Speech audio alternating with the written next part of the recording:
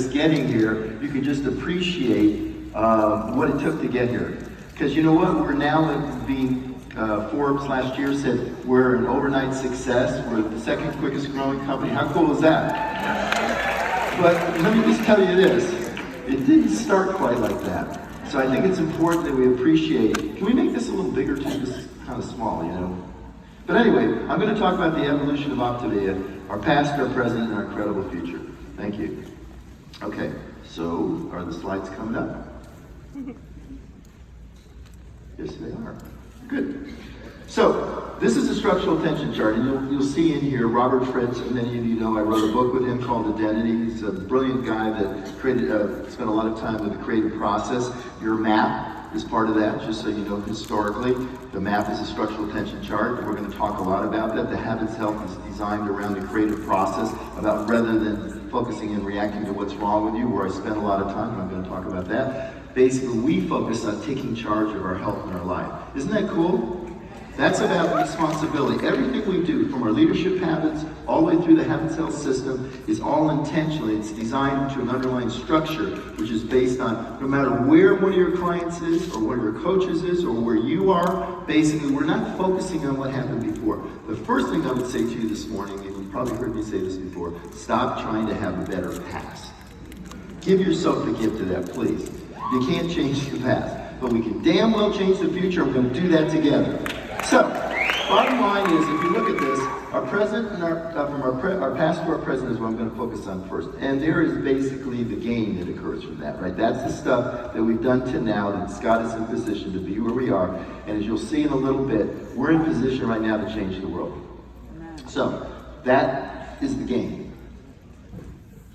And how did we get here? I'm going to tell you a story now. It's a very interesting story. It starts with me, because I kind of started along with Lori, and it's this desire to go out into the unknown since I was a really little kid. And many of you know I basically sailed, right? And I sailed, you guys knew that, right? Yeah. Yeah, and I love to sail. But just like where we are not to be and where we're going to go and where you're going to go in your mind and the horizons you're going to take yourself individually, I did that a long time ago when I was 3 by reading, that was the first book I learned to read. Discover the Sailor Dog. And he was looking off into the horizons, and it just, inside of me, there was an accord that I didn't want to go where people were. I wanted to go where people wanted to go. Isn't that cool? Yeah, it'll carry over as we go through this. So, early on, I was from a very poor family. We lived in a tenement house in New York City, and I wanted to go to the water. So my grandmother, fortunately, was there to support me, just like you're there to support your coaches and your clients. She would take me down to the boat basin by LaGuardia Airport in New York City. I don't know if you've ever seen it, but I know there are bodies in there. It's a nasty, ugly water. You can't see more than an inch down into it. But my uncle made me a little boat, made of a 2x12 that was put like a bow, and we had little penny nails we made for the stanchions, and my grandmother took sewing thread and made the lifelines with it. And I would take it down and floating it there at 3, focusing and dreaming on becoming a ship's captain. 3 years old. There I am, a little older, wearing my hat in the role. That was my identity. I was going to be a ship's captain. So when I was 5, my grandmother took me, and this will be important later, to Annapolis, Maryland, where I happen to live. And I got on a little crab boat and sat there. You can see beaming, I was going to be a ship's captain. And at the time, we had no money. We weren't even sure how I was going to go to college, but we decided I decided. Well, fast forward, because put that on hold for a minute, but the bottom line is I moved to Spain when I was I think I was 9 years old, 8 years old, and yeah, I think I was 9 years old. And in pursuit, I read a book about a surgeon, and I realized I wanted to be a physician. Now, I'm 9 years old, in Spain. I convinced our housekeeper to take me downtown, and we went and got surgical equipment and ether, and I went out and caught some frogs, put them to sleep, opened them up, and examined their heart while it was pumping. Now, euthanasia, I then, cut their heart and they died while they were asleep. Okay, I couldn't put them back together. I hadn't figured that part out yet. Then, at age 16, again, looking into the horizon, not waiting to become a doctor, because they said I couldn't be a doctor one time. They didn't have Doogie Howser, what didn't exist then.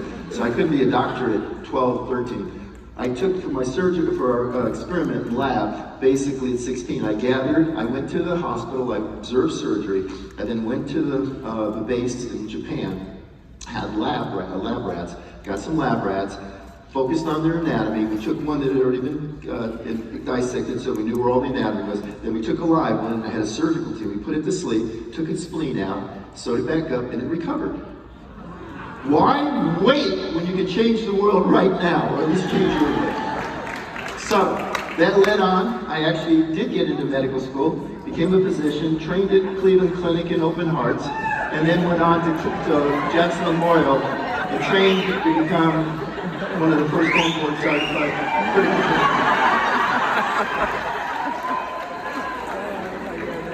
care. So, during that training, I trained under the best in the world. In fact, I remember driving, because I was at Cleveland Clinic and I wanted to go to this program, Jackson Memorial, where Joe Savetta was the trainer, who was the top critical care physician in the country before it was even a specialty. He wrote 2 books this big. And I said, there's no way you'll get it. He takes 3 fellows a year. And I was in Cleveland Clinic. It was the middle of the winter. I'd been up probably about 80 hours that week, and I had 3 days off right around New Year's. It was my 3 days off. So I called up and I said, can I come down and see you? And he said, yeah, come down, I'll be on New Year's Eve. So I got in a little Toyota Corolla station wagon in the middle of a snowstorm, realized I couldn't afford snow tires or chains. So I basically got a bunch of salt, put it in the back, realizing it would serve 2 purposes. Give me more weight, and also when I went off the road, I could get back on. Drove 18 hours down to Miami. From Cleveland to Miami is a long way. Got there on New Year's Eve, basically spent the night with him, then got up and it took 2 hours, stayed with him all night, got up 2 hours in the morning, took 2 hours of sleep, then drove back to Cleveland and then did 3 open heart operations the next day. So don't tell me you can't do it, because I got accepted to the best part of it.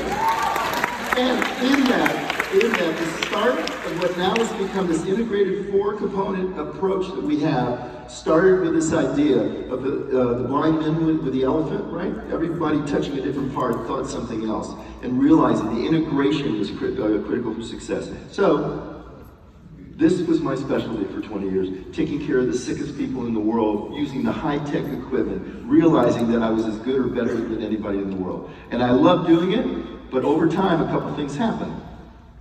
First thing, the plot thickened.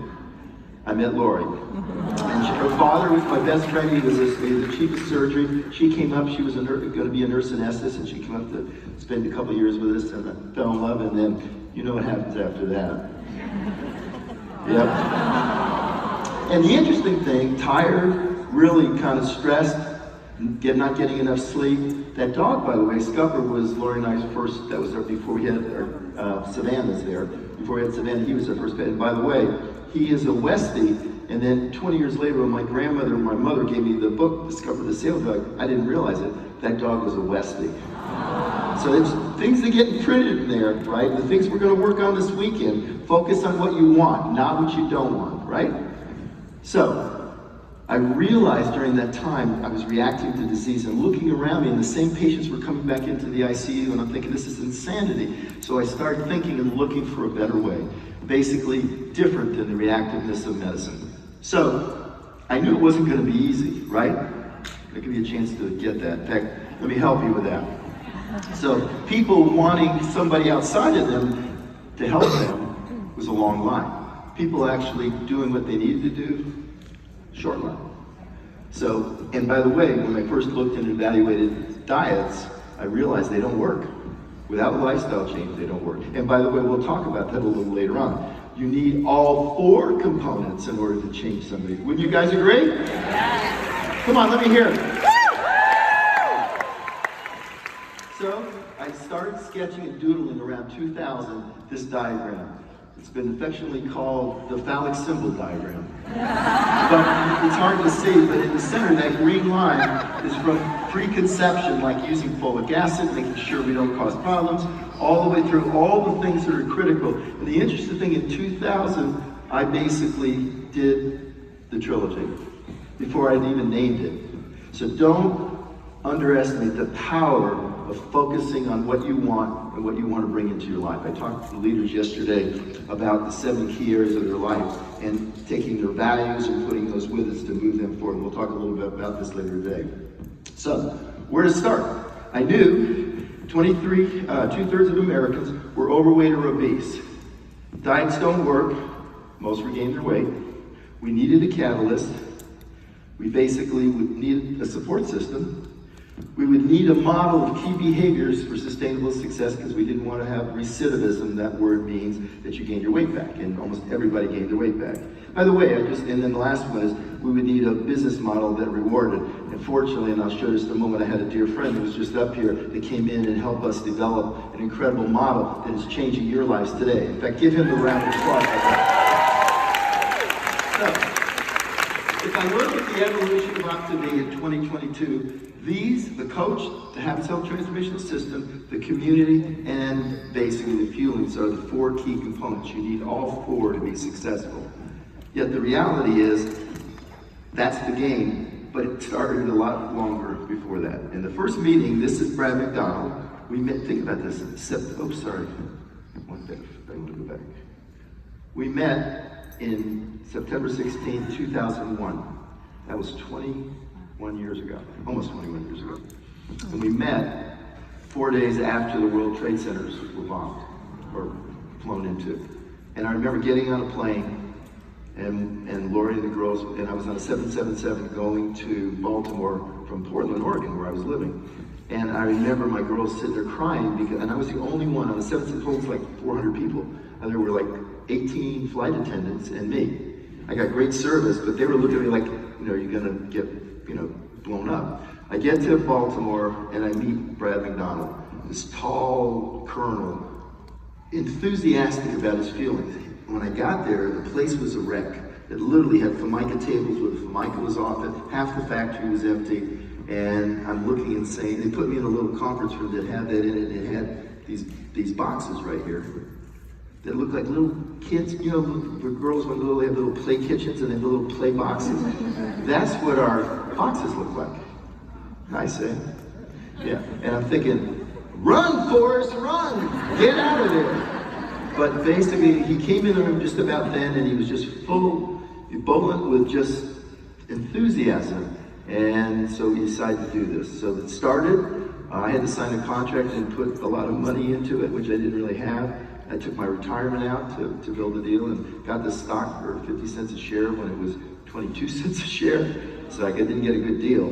And my advisor says, don't put your retirement into this. And I said, I'm going to, because you know what? At that time, the market and everything had gone to heck, and they lost like 30% of my portfolio. I said, because this, I can be in charge. I can do this. And I had great confidence in myself because of all those things when I was there. Thank you. So, with that much said, basically, this is how it started. Lori came with me. Now thinking that there's the real hero. Think about having a 3-year-old and a 3-month-old babies living in a beautiful house in Dayton, Ohio, where we had everything. We could go into restaurants. They'd give us a great seat. I mean, we knew everybody. And I said, we want to go do this. And she says, okay. And we got in a moving van, put our cars in it, took our 3-month and 3-year-old baby and moved out and lived in a rental house for 2 years. Had no money.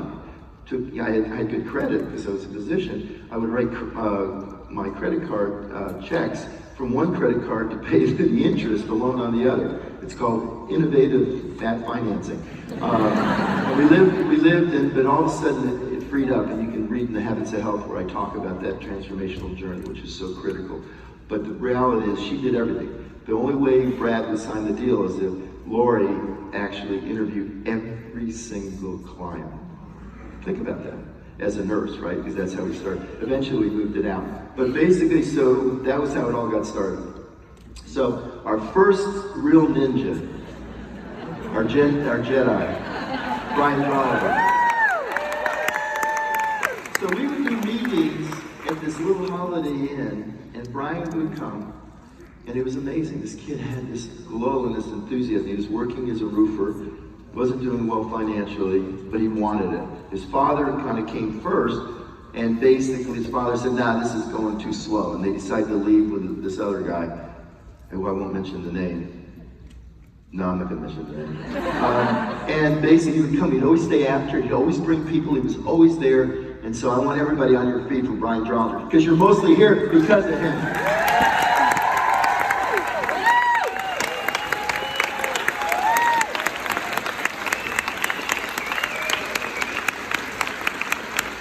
So, here I am on my first road trip, going to Dayton, Ohio, where I practiced, and one of my babysitter, they really, really wanted more, and I'm a sucker for that, I guess, because I went and did this meeting in a cell phone store for Gary and Josephine Shaw, and we went in there, look how skeptical they are. By the way, I said, bring who's interested in getting help there, and they brought like 9 people that needed to lose, all of them over 200 pounds, for my first presentation. And I'm going, wow. Could you make it a little easier? And so that's kind of how we got started. So with that, we changed in 2002, and you'll see in just a moment, I'll bring on the next slide, but we moved to Annapolis, Maryland. Lori set up her new office there in our house, and you see our symbol? So Brad calls me, I'm still in Portland getting ready, he goes, Wayne, I got this great, really great logo for us. And so I'm thinking, okay. And we're going to call it Take Shape. And I'm thinking, well, he had Take Shape products. He was very, he liked to save money. He was very frugal. And basically, he showed me this, and I said, Brad, it's a pyramid. Oh, no, it's the food pyramid. I don't like that either. So anyway, that's how we got started. The next move, of course, is history. In the last part of the first year, Dan Bell came on. Became the executive vice president. We had our first national convention, it's Take Shape for Life. This was our figurehead. Our spokesperson was Dick Vitale. Now, that's okay, he's in the sports. At the same time, he signed a contract, and a week after Brad signed the contract with him, I was watching TV and DiGiorno Pizza! DiGiorno Pizza. So anyway, I'm going to move forward quickly now. We developed a certification program, and those are our first group of certified health coaches. Be Slim was the first part of the Habits of Health. It then evolved to the trilogy, physical, mental, and financial, in the center. Then what we did is we basically moved on, had our first convention. Oh, I'm going to show you. It's our first convention second convention actually, but our first together, united at Turf Valley in 2004. Look how many people were there. 150. Okay, so now I'm going to move forward because I don't have that much time, but we tried anything. Emergency surgery, and I'm there with my scrubs in the conference room in Medifast, pointing to Texas. Interesting, we're here right now. This is actually real. This is Larry Cheskin. He endorsed and did studies with Hopkins on the efficacy of our 5-in-1 program, and we got to present at the scientific ADA meeting, American Diabetic Association meeting. We then moved on in 2005 in Park City. We announced our first presidential directors were recognized, which happened to be Lori and myself. You have to lead from the front, right? We developed Sundance, Robert Fritz, and that's from 2006 to today. We're going on our basically 16th year. And are you guys going to be there? All right, let's make sure you are. This was our first promo, It's Not Your Fault, where I talked about how it wasn't your fault until you know what we do, and then it is your fault. We in 2006, we moved from Take Shape for Life to the new logo, which was dynamic, which showed the interaction that all three versus being static, they were all working together. Do you remember that logo? Mm-hmm. Yeah, I still have it on the tail of my sailboat. Then we moved on, and this was pretty interesting, just showing there is something bigger than us that's guiding us and helping us correct and change the trajectory of this world. The day I talked about a bio network and the importance of having all these things surrounding our client, that morning we were out in Keystone, and I remember getting to USA in my door, and I opened it up on the front page of USA Today was talking about a social network of obesity that they found by being in a community where people are overweight or obese, they could become overweight or obese, and that was the day I was presenting the opposite. We're creating a network where people could get healthy. How cool is that? Yeah. Then let's see what's next. Oh, this was the Habits of Health in 2008. This was released, which was pretty cool. And then we had our convention here. We featured physicians and talked about the importance. This is where Team Global was created in 2008. We didn't have a lot of money, so Lori provided the entertainment along with Erica and Savannah. Then we had 100% growth, by the way, that year. Basically 2009, the Habits of Health life book, our companion guide. In 2010, we introduced the Villanova certification. 100%, 50% growth. In 2011, which was kind of cool, and I'm going to come back to this at the end, but the law of diffusion, we talked about early innovators and adopters, how that can change everything, the trajectory, and we needed to get there. I thought we were there then. The next year, unfortunately, Brad McDonald died, and we introduced the Brad McDonald Award in celebration, and you can see the people who have gotten that, including David and Terry Miller. By the way, a round of applause for them. Brian Rollinger, Ken and Becca Tinker, Doug and Peter Wood, Amber and Jared Smithson, Dan Bell, which I'll show in a minute. And round for Jared and Amber, because they've done so much for us. And the support of the Habits of Health, they're going to talk later on today about in here as well. And they've been great advocates and great partners. And then, so that was that year. Then, actually, it's interesting because you saw the thing where we were OPTAVIA, but literally in 2013, I was on the same billboard talking about health, but it was before its time, which we'll talk about in a minute. Then in 2013, the Discover Your Optimal Health, you guys helped it become a New York Times bestseller. Thank you very much for that. In 2014, we started focusing more on health. 2015 was the year of well-being, where Mona Molly was here and just helped us really focus on moving away from the weight loss onto an optimal health company. Let's see, the Optimal Health Day, we started that. I went into New York City and did a broadcast. Over 150 million people saw and learned about the Habits of Health and about OPTAVIA. It was Take Shape then. Then when Helen came into the picture, we worked with the field leadership and with the company to build a team. We basically have come together with that in 2016. Oops, I'm going to go back one. In 2000, sorry, I just don't have that much time, or I would spend more time. Let me go back one. Yeah, this is when we introduced OPTAVIA and the new logo, and people were pretty excited about that. And that was basically about OPTAVIA being the optimum way. And as you know, the radians, basic importance of the radians, were connected to the Habits of Health transformational system, which gives us our 24-hour clock where we can now modify and change our habits. We talked about the foundation, and the logo as it grows is about your growth, right? That's what it's about, your growth, both for your client integrated and for you as coaches to become integrated transformational leaders. So all this is connected. 2017 was pretty exciting. You can see in the middle, this is when Dan was awarded for getting the McDonald Award. And there was an intimate moment with Dan and I. I love that picture. I have that picture on my desk, actually. I love that picture. He's a great guy, as you know. Great partner. And this is the year that Lori and I were awarded for impacting over a million people's lives. And you can see Lori's excited. It's pretty cool. You can see the look that she's working at me. We had an amazing relationship. And by the way, thank you for all you did. And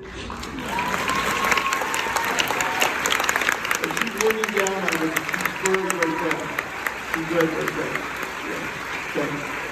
So we left there, and I love this is my favorite picture because you can see the determination. I finally felt we had what we needed. We had the right team. We had Dan Chard now at the helm, and we were ready to go. And then basically the next year, fortunately, we had Nick join us, which has been great. You guys had an opportunity to hear him yesterday. And unfortunately, Lori had passed, and we honored her as the First Lady and gave her the last of the McDonald Awards, and then it was retired because of that. So that's pretty cool. These are the early founders and innovators, so pretty important people. We also went internationally. So in 19, we introduced the new transformational system. We went from a book and a workbook to an actually system to help people move, not just have the knowledge, but to have the skills and the system, and the introducing the coach's relationship with the coaching guide so that the coaches can truly coach in a very effective way, and putting the onus on the clients to develop self-efficacy and build their health versus being reliant on their coaches, which is so important for their success, because you can't be there with them all the time, and they have to learn to do that for themselves. So obviously you know the components of that. 2020 was an interesting year. We did the event virtually during COVID. The world was on fire, right? The world was on fire. During that time, I introduced the idea of human transformational technology, how important it was, and why not? They're 5 largest machine-based technological companies. They're $5 trillion. They dominate the landscape in the world. Why not OPTAVIA becoming the dominant force in human transformational technology? 2021, we basically recognized being one of the top 100 companies, actually being second on that list, which is pretty cool. The partnership with Dan Chard and moving to only one channel, where now the dominant only channel is OPTAVIA. Us coming together, having fun. For some reason this isn't working now. Can we move it forward? Because it's not, my clicker's not working. Hello? Guys.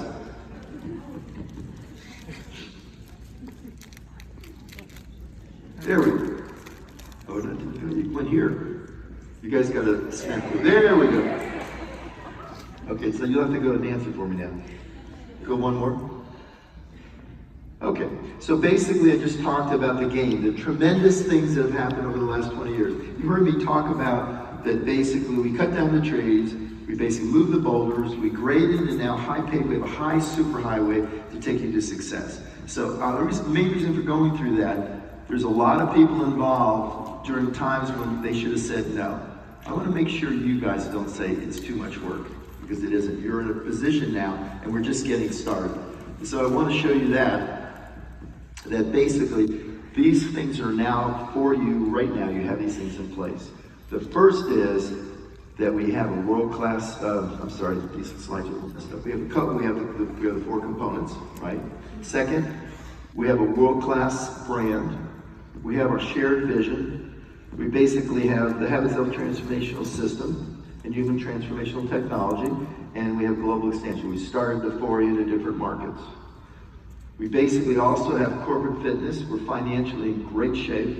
We have financial stability.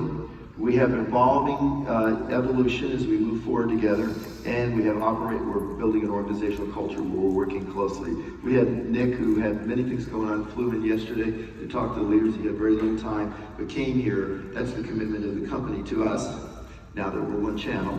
And basically, consciousness leadership is so critical where we take these things and put them together. And basically, we have both transformational and transactional success, organizational success, which leads to our mission. So we have an incredible future. So I want to talk a moment about that incredible future. The gap from where we are to where we want to go.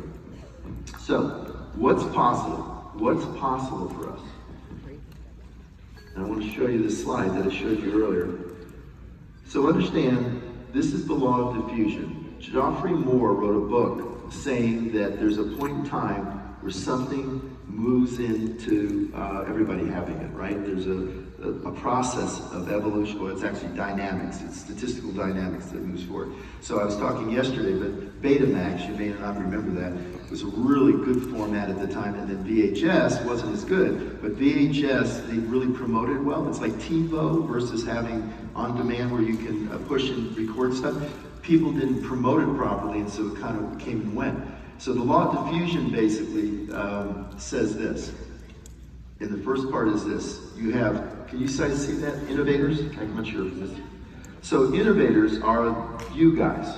They're the people that have decided that over the last 20 years, the people who have got us to where we are, and you guys that are in the room, you're convinced, you know you've got it, you're creative, you want to do this, and you don't care. Well, you care a little bit, but you don't care enough to leave when we had shipping issues, when we had those things happen. Because that's part of moving in from adolescence to prime, is growing to support. And now the company with corporate fitness is in position to double from 1.6 to $3+ billion right now. Isn't that cool? And you had to suffer with it, but you're so convinced in your hearts that this is where you want to be. The next group are the early adopters. And those are your clients. Those are the people that are coming on now that have seen it or heard somebody talk about it. So those two parts are important. The next is the early majority. The early majority is not coming till it's proven. Everybody knows, oh, OPTAVIA is the gold standard. They're going to come then. The late majority, they may or may not come, but bottom line is, who cares, right? We want the people that want to come and want to visit. By the way, we're not for everybody. We're for those that raise their hand and say, I want to get healthier, I want to have more in my life, and I'm willing to partner alongside you and do the work that's necessary for me to be successful, not be someone that you have to hero with. Does that make sense? And so the last group are the laggards. The laggards are the ones that eat every day just to get their Happy Meal. They love McDonald's. They live in fast food restaurants, and they're not interested, right? They may take a pill, but they're not interested. By the way, do you know that the #1 selling drugs in the world are the statin drugs? And if you're on a statin drug, you're more likely to be overweight, obese, have poor lifestyle than those that aren't. So in essence, did I make a good choice 20 years ago? Pretty good choice, right? We're the leading edge of where health is going. Not healthcare, where health is going. We're the leaders of that. And so the idea there is crossing the chasm. It's literally getting from the point we are now to the point where we're going. And the coolest thing about it is shown in this slide, which I kind of showed you earlier, part of it. Maybe. Yeah. No? Okay, that. The world is on fire. Not just in terms of health, and almost 70% are overweight or obese, but depression, unhappy with their jobs. 50% are unhappy and want to quit their jobs. The world is dysfunctional, and what are we? We are the solution to living in the 21st century, aren't we? How cool is that? So our potential growth is unlimited. We're at 2 million people in the United States we've impacted, and there's 340 million people just in the United States, and there's 8.4 billion people on the planet. Do you think everyone's heard about OPTAVIA? We're just getting started. So understand in this diagram, you're at the place in time where there's going to be a massive shift. And we believe that the top leaders haven't even been sponsored yet. Go out and get them, become one yourself, we can change the world, right? So I want to end, I'm finishing a little early actually because I am. But I want to end with this. Bottom line, I want to take you back many years ago in my childhood dream, focused with pursuit, desire on becoming a ship's captain. And what basically I didn't realize, on the back of that picture, the location, my grandmother written the location, and it was 3 miles away from where I live now, and have the habits of health. Over 50 years ago, but never gave up on that pursuit, right? So basically, let me just end with this. Baby. You move forward one, thank you. So this is a picture taken off of the boat. This is taken, you think that's a sunrise or a sunset? It's actually a sunrise in the middle of the ocean, 400 miles offshore with Lori and some friends going over to Bermuda for the America's Cup. We sailed across the ocean, and we were actually there in the Bermuda Yacht Club, and we actually, the day that the Kiwis won, we had lunch with the top America's Cup sailing team in the world. Got my picture taken and hanging out there, and they came down and they saw the boat, the habits. And so a little dream from a kid coming from a ghetto, not a ghetto, it was a tenement house, I would say ghetto, but basically coming true. So my question for you, can we go to the next one, please? Baby. Okay, so basically the analogy is that was able to happen because, yeah, I started it, but the ability for OPTAVIA to fulfill that dream, the question is what's possible for you? I just showed you things that most people would say couldn't happen. I was told, now you'll never be, I'll never get into medical school, you went to too small a university, blah, blah, blah, blah, blah. The reality is what's possible for you in OPTAVIA. Don't ever give up on that. This is a vehicle that can do whatever we want, and I'm so proud to be with you. Today and tomorrow, focus in here, keep your attention. Don't get distracted. Don't let that voice in your head, we're going to talk about the voice in your head this afternoon. Don't let that voice in your head do anything to keep you from realizing, because I can tell you that either whether it's our exaggerated self, or we think more of ourselves than we should, or we're basically deflated self, both those things don't matter. I talked to one of our coaches last night who was really cocky, and then as soon as I challenged her, she kind of went like this. I said, get rid of that stuff in your head. The bottom line is, I've watched now IPDs, I've watched all of them because they're all part of my team. I've watched them go from where they were and where they are now, and the growth is exceptional. The growth is being open, curious, and want to grow. It's not being defensive, not being trying to be right, but realize and listen to what your leaders say to you today. Take that information, gather it up, because the reality is, if you want to know what true success is, look out from you to your team and see, are they growing? Are they part of our culture? Are they here with you today? And if they're not, then realize I've got work to do on myself. Because self-leadership is the key part. And most of it is just realizing that all that stuff that's going on up there isn't important at all. It doesn't matter. What does it matter what you think about yourself? Does it really matter? No, it doesn't matter. Yes, I applaud you for saying that, but it doesn't matter. The creative process is about focusing on what you want and going after it despite what you think about yourself. The reality is, over time, your thoughts, your feelings, and your actions can change. Our brain is fully neuroplastic. And you know, when I started 20 years ago, I was focused on obesity because I thought that was the problem. I was wrong. Obesity is just a symptom. The problem, or the area, is that we don't need to fix ourselves. We just need to decide that we want more. Now, I was lucky. I had a grandmother when I was little that supported. In fact, I'll just tell you, when I was 5, I think, we were up in Pennsylvania on a road, and I wanted to learn how to drive. I had to have some phone books under my butt, but I'm on a country road. There weren't many people. That's why she let me do it. And I'm driving the car, and we're going down this mountain road, and we get to the end where there's a fence, and there's a little steep area on the right side. And I was indignant that she wouldn't let me turn the car around. She says, no, wait, I'm going to turn the car around, because I think she thought I was going to go off the cliff. But the point is, that support comes from working with your mentorship team. It comes from you being willing to do what's necessary to grow, and to know there's going to be pain. Getting out of your comfort zone, actually deciding what you want, and ignoring all the critics around you. That's why in the Habits of Health, in the early elements, I talk about accomplices versus friends. Your clients are going to be exposed to people that are trying to pull them back like crabs trying to get out of the pot. They're going to try to pull them back into the pot. Now, I can tell you that this meeting, I can remember when we started this, Dan and I would go on the road and do super regional events. Does anybody remember those? Yeah. Anybody? A few of you do. We would every weekend, or at least 2 or 3 weekends a month, we would go around the country and do a smaller version of these meetings, because we knew that was what was necessary. You have everything you need. The part that's missing is deciding that in here, I'm just going to focus on what I want to bring into existence. And language is everything. You know, the limbic area of your brain, the emotional area, the parts that get you upset and you're so hard on yourself, are there because they're part of your defense mechanisms. They're a 10,000-year-old program that served you back then because you could die on any day. It's no longer so. The things that served you no longer serve you. What can serve you is OPTAVIA, right? And know the language is the key part. And I'm sorry, I'm a scientist and a physician and a behavioralist. And in that, the prefrontal cortex is the part that guides you in the right direction, that allows you to lead from the future and act in the now. The limbic area is not your friend. It's your friend if you almost get in a car accident.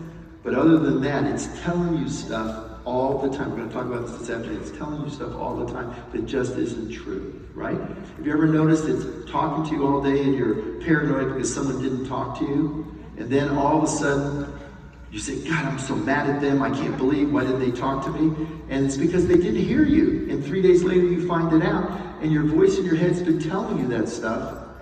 And yet, it was lying to you. Yet the next morning, you're listening to it. It's your financial advisor. It does everything for you. And it is a made-up bunch of conceptual crap that got introduced sometime before you really even understood. And it's sitting underneath the waterline. Awareness waking up, realizing that I'm here, not to clap and say, wow, I want to be like them. No, you want to be like yourself. You want to move into your full potential. You want to put yourself in position where you now can rise up and build the business you want. Because the point is, I can tell you, if I could sit down with every one of you individually for an hour and look in your eyes, I could actually say to you that there's nothing that's missing. It's a matter of stop listening to what I can or can't be, just like when I was a kid, and go out and become everything you can be. God bless.